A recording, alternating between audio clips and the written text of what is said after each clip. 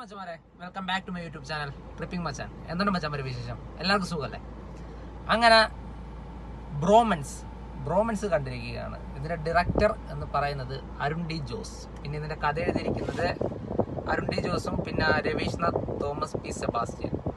ഒരു 3 പേരും കൂടെയാണ് ഇതിന്റെ കഥ എഴുതിയിരിക്കുന്നത്. പിന്നെ ഇതിനകത്ത് അഭിനയിച്ചിരിക്കുന്നത് നമ്മുടെ അർജുന അശോകനുണ്ട്, പിന്നെ കലാഭവൻ ഷാജോൺ, ശ്യാം, പിന്നെ സംഗീത്, മഹിമ നമ്പ്യാർ, മാത്യൂസ്. ഇവർ 5 പേരുമാണ് ഇതിനകത്ത് മെയിൻ റോളായിട്ട് ചെയ്തിരിക്കുന്നത്. അപ്പോൾ പടം എങ്ങനെയുണ്ട് എന്ന് ചോദിച്ചു കഴിഞ്ഞാൽ ഒരുപാട് പേര് തള്ളിമറിക്കുന്നുണ്ട്. പടം പൊളിയാണ്, ഗുമ്മാണ്, മലയാളത്തിൽ ഇന്നേ വരെ കണ്ടിട്ടില്ലാത്തൊരു സാധനമാണ്, മറ്റേതാണ് മറിച്ചതാണ്.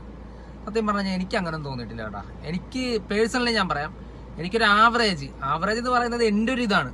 പക്ഷേ ഇത് ആവറേജിനെ താഴ്ത്ത. എന്ത് കഥയെന്ന് പറയുന്ന ഒരു നമ്മള് തുടക്കം തന്നെ ഞാൻ പറഞ്ഞത്, തുടക്കം ഒരു റീലിനകത്ത് തുടങ്ങുന്ന ഒരു സിനിമയാണ്. ആ റീല് തുടങ്ങി, ആ റീല് പിന്നെ വല്ലോടത്തും കിടക്കുന്ന ഒരുത്തൻ അവനെ പിടിച്ച് തല്ലുന്നു. ആ തല്ലല് പിന്നെ വേറെ സ്ഥലത്തേക്ക് പോണ്, കൊച്ചിയിൽ നിന്ന് തല്ല് പിന്നെ കിട്ടി കൂർഗിലേക്ക് പോണ്. അങ്ങനെയൊക്കെയാണ് കഥ പോണത്. ഇത് സത്യം പറഞ്ഞാൽ ഞാൻ വിചാരിക്കുന്നില്ല ഇത് എന്തൊക്കെയാണ് ഇതിനകത്ത് നടക്കുന്നതെന്ന് ഞാൻ ആലോചിക്കുന്നത്. ഇത് വെറുതെ ഒരു തട്ടിക്കൂട്ട് നാടകം എന്നൊക്കെ പറയത്തില്ല, അതുപോലെ തന്നെ ഉണ്ടാക്കിയ ഒരു സിനിമയായിട്ടാണ് എനിക്ക് തോന്നിയത്.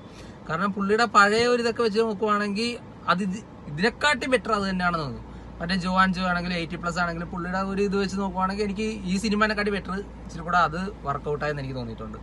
ഇത് വെറുതെ എന്തോ പറയുന്ന ഒരു കാര്യം കണക്ട് ചെയ്ത് അങ്ങ് പോകുമോ സിനിമ, അല്ലാതെ പ്രത്യേകിച്ച് ഇതിനകത്ത് എടുത്തു പറയാനോ അങ്ങനെ ഒന്നുമില്ല.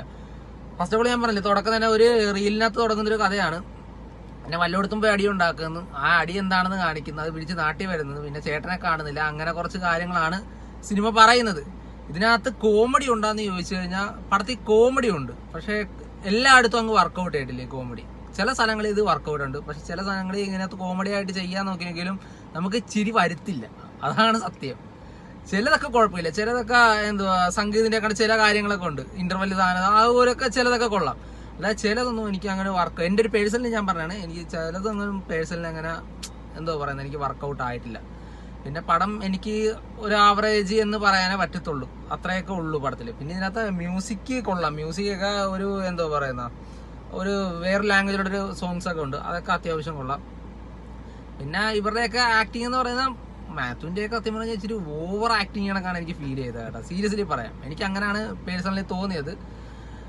എന്തായാലും നിങ്ങൾ പോയി പടം കാണുക, എന്നിട്ട് നിങ്ങളുടെ അഭിപ്രായം എന്താണെന്ന് പറയുക. അപ്പം അടുത്തൊരു സിനിമയുടെ റിവ്യൂ ആയിട്ട് വരുന്നവരെ ബൈ.